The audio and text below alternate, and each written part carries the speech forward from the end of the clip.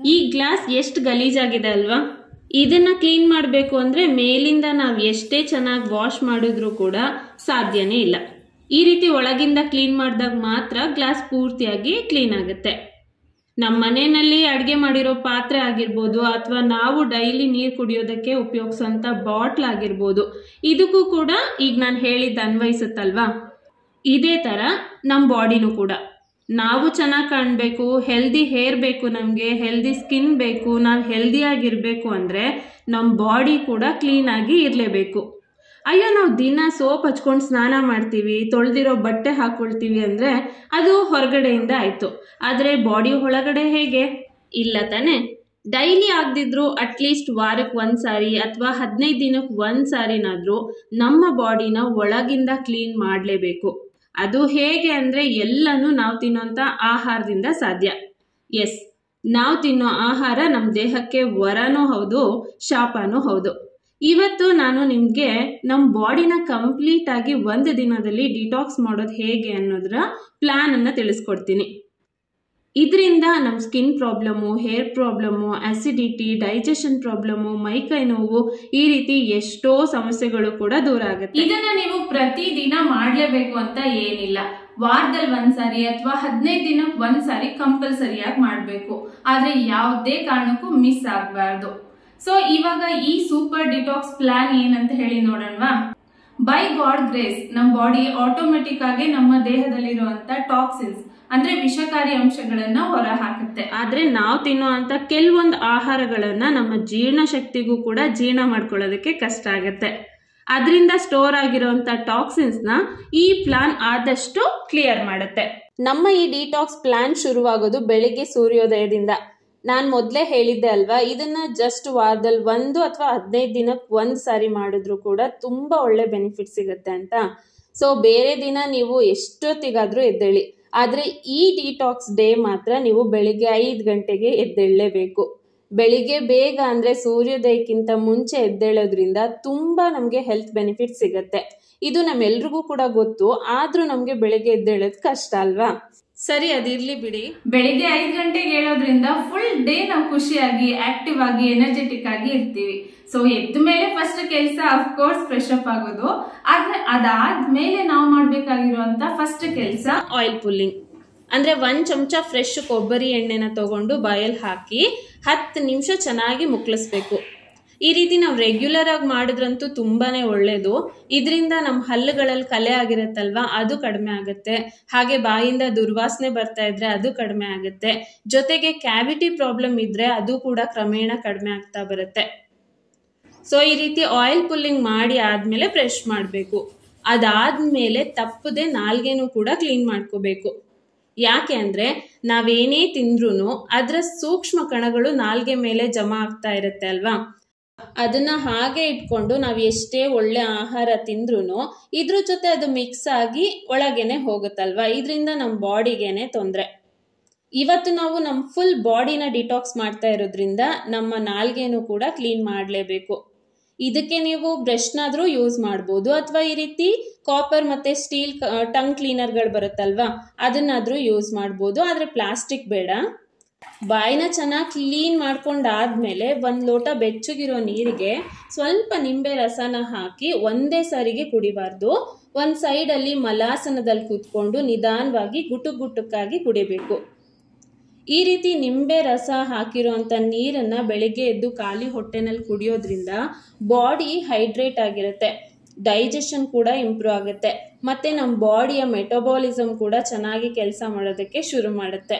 ಇದನ್ನ ಕುಡಿದ್ಮೇಲೆ ಅರ್ಧದಿಂದ 1 ಗಂಟೆವರೆಗೂ ನಮ್ಮ ಬಾಡಿಗೆ ಮತ್ತೇನು ಕೊಡೋದು ಬೇಡ. ಸೊ ಸ್ವಲ್ಪ ರೆಸ್ಟ್ ಕೊಡೋಣ ಅಷ್ಟೇ.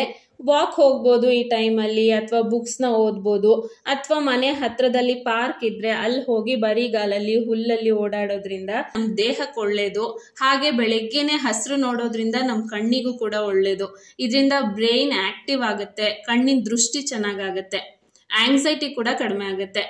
ಅದಾದ್ಮೇಲೆ ಅರ್ಧ ಗಂಟೆ ಎಕ್ಸಸೈಸ್ ಅಥವಾ ಈಸಿ ಯೋಗ ಕೂಡ ಮಾಡ್ಬೋದು.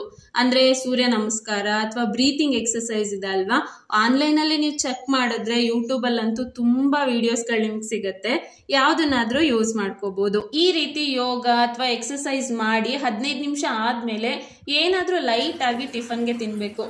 ಅಟ್ಲೀಸ್ಟ್ ಇವತ್ತು ಒಂದು ದಿನನಾದ್ರೂ ಯಾವುದೇ ರೀತಿ ಕುಕ್ ಮಾಡಿರೋ ಅಂಥದ್ದು ನಮ್ಮ ಬ್ರೇಕ್ಫಾಸ್ಟ್ಗೆ ಬೇಡ. ಜಸ್ಟ್ ಒಂದು ಆ್ಯಪಲ್ಲು ಅಥವಾ ಒಂದು ಬೌಲ್ನಷ್ಟು ಹಣ್ಣನ್ನು ತಿಂದರೆ ಸಾಕು. ಈ ರೀತಿ ಒಂದು ಬೌಲಲ್ಲಿ ಹಣ್ಣನ್ನು ಕಟ್ ಮಾಡಿಕೊಂಡು ನಾವು ತಿಂತಾ ಇದ್ದೀವಿ ಅಂದರೆ ಅದ್ರ ಮೇಲ್ಗಡೆ ಒಂದು 2 ಚಿಟಿಕೆ ಅಷ್ಟು ಚಕ್ಕೆ ಪುಡಿನ ಹಾಕಿ ತಿನ್ನೋದ್ರಿಂದ ತುಂಬ ಒಳ್ಳೆ ರಿಸಲ್ಟ್ ಸಿಗುತ್ತೆ. ಇನ್ನು ನಾರ್ಮಲ್ ಚಾದ ಬದಲು ಧನಿಯಾ, ಜೀರಾ, ಸೋಂಪು ಕಾಳನ್ನ ಹಾಕಿ ಚೆನ್ನಾಗಿ ನೀರಲ್ಲಿ ಕುದಿಸ್ಕೊಂಡು ಟೀ ಮಾಡ್ಕೊಂಡು ಕುಡಿಬೋದು. ಅಥವಾ ಒಂದು ಲೋಟ ನೀರಿಗೆ ಸ್ವಲ್ಪ ಶುಂಠಿನ ಹಾಕಿ ಚೆನ್ನಾಗಿ ಕುದಿಸ್ಕೊಂಡು ಈ ನೀರು ಸ್ವಲ್ಪ ಬೆಚ್ಚಗಾದ್ಮೇಲೆ ಅದಕ್ಕೆ ನಿಂಬೆ ರಸ ಸ್ವಲ್ಪ ಮತ್ತೆ ಜೇನುತುಪ್ಪ ಸ್ವಲ್ಪ ಹಾಕಿ ಮಿಕ್ಸ್ ಮಾಡ್ಕೊಂಡು ಕುಡಿಬೋದು. ಒಟ್ನಲ್ಲಿ ಇವೆರಡರಲ್ಲಿ ಒಂದು ಡ್ರಿಂಕ್ನ ತಪ್ಪದೆ ಇವತ್ತಿನ ದಿನ ಕುಡಿಬೇಕು. ಇನ್ನು ಇದನ್ನ 3 ರಿಂದ 4 ಸಾರಿ ಕುಡಿದ್ರೂ ಕೂಡ ನಡೆಯುತ್ತೆ. ಇದರಿಂದ ನಮ್ಮ ಬಾಡಿನಲ್ಲಿರುವಂತ ಟಾಕ್ಸಿನ್ಸ್ ಈಸಿಯಾಗಿ ರಿಮೂವ್ ಆಗುತ್ತೆ, ಹಾಗೆ ಡೈಜೆಷನ್ ಕೂಡ ಚೆನ್ನಾಗಿ ಇಂಪ್ರೂವ್ ಆಗುತ್ತೆ. ಇನ್ನು ಇದೆಲ್ಲ ಆದ್ಮೇಲೆ ನೆಕ್ಸ್ಟ್ ಬರೋದೇ ಲಂಚ್ ಅಲ್ವಾ. ಲಂಚ್ಗೆ ಯಾವುದಾದ್ರೂ ಕಿಚಡಿ, ಅದರಲ್ಲೂ ಹೆಸರು ಬೇಳೆಯಿಂದ ಮಾಡಿರೋಂಥ ಕಿಚಡಿನ ಜಸ್ಟ್ 1 ಬೌಲ್ ಅಷ್ಟು ತಗೊಳ್ಳಿ. ಅರ್ಧ ಕ್ಯಾರೆಟು ಮತ್ತು ಅರ್ಧ ಸೌತೆಕಾಯಿ, ಇದ್ರ ಜೊತೆ 1 ಸಣ್ಣ ಬೌಲ್ ಅಷ್ಟು ಮೊಸರು ಅಥವಾ 1 ಲೋಟ ಮಜ್ಜಿಗೆ, ಇದಿಷ್ಟೇ ಸಾಕು. ಈ ಮೆನು ನೋಡಿದ್ಮೇಲೆ ನಿಮ್ಗೆ ಮೋಸ್ಟ್ಲಿ ನಗು ಬರ್ತಾ ಇರ್ಬೋದು, ಇಷ್ಟೇ ಸಾಕಾಗುತ್ತಾ ಅಂತ. ಡೈಲಿ ನಾವು ಚೆನ್ನಾಗಿ ಊಟ ಮಾಡಿರ್ತೀವಿ ಅಲ್ವಾ, ಇವತ್ತೊಂದು ದಿನ ಸ್ವಲ್ಪ ಕಡಿಮೆ ತಿಂದ್ರೆ ಏನು ಆಗಲ್ಲ.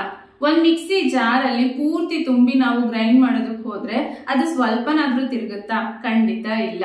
ಅದೇ ತರ ನಮ್ ಹೊಟ್ಟೆನೂ ಕೂಡ. ವಾರ ಪೂರ್ತಿ ಅಥವಾ 15 ದಿನ ಪೂರ್ತಿಯಾಗಿ ಊಟ ಮಾಡಿರ್ತೀವಲ್ವಾ, ಅಟ್ಲೀಸ್ಟ್ 1 ದಿನ ನಾವು ಸ್ವಲ್ಪ ತಿನ್ನೋದ್ರಿಂದ ನಾವು ನಮ್ ಹೊಟ್ಟೆಗೆ ಹೆಲ್ಪ್ ಮಾಡ್ದಂಗಾಗುತ್ತೆ ಡೈಜೆಷನ್ ಅನ್ನ ಇಂಪ್ರೂವ್ ಮಾಡ್ಕೊಳ್ಳೋದಕ್ಕೆ. ಸರಿ, ಇವಾಗ ಊಟ ಆದ್ಮೇಲೆ 1-2 ಗಂಟೆ ಹೊಟ್ಟೆಗೆ ಏನು ಕೊಡೋದ್ ಬೇಡ, ಸ್ವಲ್ಪ ಫ್ರೀ ಆಗಿ ಬಿಟ್ಬಿಡೋಣ. ಇನ್ನು ನೆಕ್ಸ್ಟ್ ಈವ್ನಿಂಗು 4 ಗಂಟೆ ಹೊತ್ತಿಗೆ ಸ್ವಲ್ಪ ಗ್ರೀನ್ ಟೀ ಅಥವಾ ಲೆಮನ್ ವಾಟರ್ನ ಕುಡಿಬೋದು. ಬೇಕು ಅಂದ್ರೆ ಮೊಳಕೆ ಬಂದಿರುವಂತ ಕಾಳಿನ ಜೊತೆ ಸ್ವಲ್ಪ ತರಕಾರಿನ ಮಿಕ್ಸ್ ಮಾಡಿ ಅಥವಾ ಹಣ್ಣನ್ನ ಮಿಕ್ಸ್ ಮಾಡಿ ಕೂಡ ತಿನ್ಬಹುದು. ಅದು ನಿಮ್ ಚಾಯ್ಸು. ಆದ್ರೆ ನನ್ನ ಪ್ರಕಾರ ಟೀ ಒಂದೇ ಸಾಕು. ಇದ್ರ ಜೊತೆ ಸ್ವಲ್ಪ ಮೆಡಿಟೇಷನ್ನು, ವಾಕು, ಲೈಟ್ ಆಗಿ ಯೋಗ ಅಥವಾ ಎಕ್ಸಸೈಸ್ ಕೂಡ ಮಾಡ್ಬೋದು. ಇದೆಲ್ಲ ಆದ್ಮೇಲೆ ನೆಕ್ಸ್ಟ್ ಬರೋದು ರಾತ್ರಿ ಊಟ ಅಲ್ವಾ. ಮೊದಲು ರಾತ್ರಿ ಊಟ ಅಂತ ಅಂದ ತಕ್ಷಣ 8 ಅಥವಾ 9 ಗಂಟೆಗೆ ತಿನ್ನೋದು ಅಂತಲ್ಲ. ಅಟ್ಲೀಸ್ಟ್ ಇವತ್ತು ಒಂದು ದಿನನಾದ್ರೂ 6 ರಿಂದ 7 ಗಂಟೆ ಒಳಗೆ ರಾತ್ರಿ ಊಟನ ಮುಗಿಸ್ಬಿಡ್ಬೇಕು. ಇನ್ನು ಡಿನ್ನರ್ಗೆ ಲೈಟ್ ಆಗಿ ಯಾವ್ದಾದ್ರು ಸೂಪು, ಹಾಗೇನೆ ಸ್ವಲ್ಪ ಸಾಲಡ್ನು ಕೂಡ ತಗೋಬಹುದು. ಸೂಪ್ ಅಂದ್ರೆ ಮೂಂಗ್ ದಾಲ್ soup, tomato soup, sweet corn soup, ಈ ರೀತಿ ಯಾವ್ದನ್ನಾದ್ರೂ ತಗೋಬಹುದು. ಎಷ್ಟೊಂದು ಆಪ್ಷನ್ ಸಿಗತ್ತಲ್ವಾ. ಆದ್ರೆ ಸೂಪು ಅಂದ ತಕ್ಷಣ ಅಂಗಡಿಗೆ ಹೋಗಿ ರೆಡಿಮೇಡ್ ಸಿಗುವಂಥದ್ದನ್ನ ತಂದು ಮಾಡ್ಕೊಂಡು ಕುಡಿಯೋದು ಬೇಡ. ಆದಷ್ಟು ಮನೆಯಲ್ಲೇ ಫ್ರೆಶ್ ಆಗಿ ಹೆಲ್ದಿ ಆಗಿರುವಂಥದ್ದನ್ನ ಪ್ರಿಪೇರ್ ಮಾಡ್ಕೊಂಡು ಕುಡೀರಿ. ಯೂಟ್ಯೂಬ್ನಲ್ಲಿ ಹೋಗಿ ಸರ್ಚ್ ಮಾಡಿದ್ರೆ ನಿಮ್ಗೆ ಎಷ್ಟೊಂದು ಆಪ್ಷನ್ಸ್ ಸಿಗುತ್ತೆ. ಆದ್ರೆ ಯಾವುದೇ ಕಾರಣಕ್ಕೂ ರೊಟ್ಟಿ, ಚಪಾತಿ, ಮುದ್ದೆ, ಅನ್ನ ಏನನ್ನು ತಿನ್ನೋದು ಬೇಡ. ಜಸ್ಟ್ ಇವತ್ತು 1 ದಿನ ಅಷ್ಟೇ ಅಲ್ವಾ, ಖಂಡಿತ ಮಾಡ್ಬೋದು. ಈ ರೀತಿ ರೊಟ್ಟಿ, ಚಪಾತಿ, ಮುದ್ದೆ, ಅನ್ನ ತಿಂದೇನೆ ಜಸ್ಟ್ ಸೂಪು ಮತ್ತೆ ಸಾಲಡ್ನ 6 ಗಂಟೆ ಒಳಗೆ ತಿನ್ನೋದ್ರಿಂದ ಮಲಗೋದಕ್ಕೂ ಮುಂಚೆನೆ ತಿಂದಿರೋಂಥ ಆಹಾರ ಪೂರ್ತಿಯಾಗಿ ಡೈಜೆಸ್ಟ್ ಆಗೋದಕ್ಕೆ ಸಹಾಯ ಆಗುತ್ತೆ. ನಾವು ತಿಂದಿರೋ ಆಹಾರ ಕರೆಕ್ಟ್ ಟೈಮ್ಗೆ ಸರಿಯಾಗಿ ಜೀರ್ಣ ಆದ್ರೆ ಮಾತ್ರ ಬಾಡಿಗೆ ತನ್ನಂತಾನು ಒಳಗಿಂದ ಕ್ಲೀನ್ ಮಾಡ್ಕೊಳ್ಳೋದಕ್ಕೆ, ಅಂದ್ರೆ ಡಿಟಾಕ್ಸ್ ಮಾಡೋದಕ್ಕೆ ಸಾಕಷ್ಟು ಟೈಮ್ ಸಿಗುತ್ತೆ. ಇದೆಲ್ಲ ಆದ್ಮೇಲೆ ಕೊನೆಯಲ್ಲಿ ಮಾಡ್ಬೇಕಾಗಿರುವಂತ ಇನ್ನೊಂದು ಇಂಪಾರ್ಟೆಂಟ್ ಕೆಲಸ ಏನು ಅಂದ್ರೆ 1 ಲೋಟ ಬಿಸಿ ನೀರಿಗೆ 1 ಚಮಚ ತ್ರಿಫಲ ಚೂರ್ಣನ ಹಾಕೊಂಡು ಕುಡಿಬೇಕು. ಈ ತ್ರಿಫಲ ಚೂರ್ಣ ಡೈಜೆಸ್ಟಿವ್ ಸಿಸ್ಟಮ್ ಅನ್ನ ಇಂಪ್ರೂವ್ ಮಾಡೋದಕ್ಕೆ ಬೆಸ್ಟ್ ಇಂಗ್ರೀಡಿಯೆಂಟ್ ಅಂತ ಹೇಳ್ಬೋದು. ರಾತ್ರಿ ಮಲಗೋದಕ್ಕೂ ಮುಂಚೆ ಈ ನೀರನ್ನ ಕುಡಿಯೋದ್ರಿಂದ ನಮ್ ಡೈಜೆಸ್ಟಿವ್ ಸಿಸ್ಟಮ್ ರಾತ್ರಿ ಎಲ್ಲ ಆಕ್ಟಿವ್ ಆಗಿರುತ್ತೆ. ಇದರಿಂದ ಬೆಳಿಗ್ಗೆ ಹೊಟ್ಟೆ ಪೂರ್ತಿಯಾಗಿ ಕ್ಲೀನ್ ಆಗುತ್ತೆ. ಫ್ರೆಂಡ್ಸ್, ಬಾಡಿ ಡಿಟಾಕ್ಸ್ ಮಾಡೋದು ಅಂದ್ರೆ ಒಂದಿನ ಪೂರ್ತಿ ಉಪವಾಸ ಇರೋದು ಅಂತ ಅಲ್ಲ.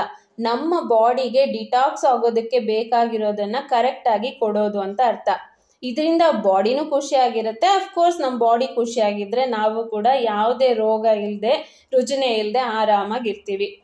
ಸೊ ಇದಿಷ್ಟು ಇವತ್ತಿನ ವಿಡಿಯೋ. ಐ ಹೋಪ್ ನಿಮ್ಗೆ ಇಷ್ಟ ಆಗಿದೆ ಅಂತ ಅನ್ಕೊಳ್ತೀನಿ. ಇಷ್ಟ ಆದ್ರೆ ಗೊತ್ತಲ್ವಾ, ವಿಡಿಯೋನ ಲೈಕ್ ಮಾಡಿ, ಹಾಗೆ ಜಾಸ್ತಿ ಜನ ಜೊತೆ ಈ ವಿಡಿಯೋನ ಶೇರ್ ಮಾಡಿ. ತುಂಬಾ ಜನ ವಿಡಿಯೋನ ನೋಡಿ ಲೈಕ್ ಮಾಡಿದಷ್ಟು ನನಗೂ ಒಂದು ಒಳ್ಳೆ ಮೋಟಿವೇಶನ್ ಸಿಗುತ್ತೆ ಈ ರೀತಿ ಒಳ್ಳೊಳ್ಳೆ ಇನ್ಫಾರ್ಮೇಶನ್ ಗಳನ್ನ ನಿಮ್ ಜೊತೆ ಶೇರ್ ಮಾಡೋದಕ್ಕೆ. ಹಾಗೇನೆ ಇನ್ನು ಕೂಡ ಈ ಚಾನೆಲ್ ಅನ್ನ ಸಬ್ಸ್ಕ್ರೈಬ್ ಮಾಡ್ಕೊಳ್ಳದೆ ವಿಡಿಯೋ ನೋಡ್ತಾ ಇದ್ರೆ ಈಗಲೇ ಸಬ್ಸ್ಕ್ರೈಬ್ ಮಾಡ್ಕೊಂಡು ಪಕ್ಕದಲ್ಲಿರುವಂತ ಬೆಲ್ ಐಕಾನ್ ಕೂಡ ತಪ್ಪದೆ ಕ್ಲಿಕ್ ಮಾಡಿ. ಮತ್ತೆ ಸಿಗ್ತೀನಿ ಇನ್ನೊಂದು ಇನ್ಫಾರ್ಮೇಟಿವ್ ವಿಡಿಯೋ ಜೊತೆ. ಅಲ್ಲಿವರೆಗೂ thanks for watching. Bye bye and take care.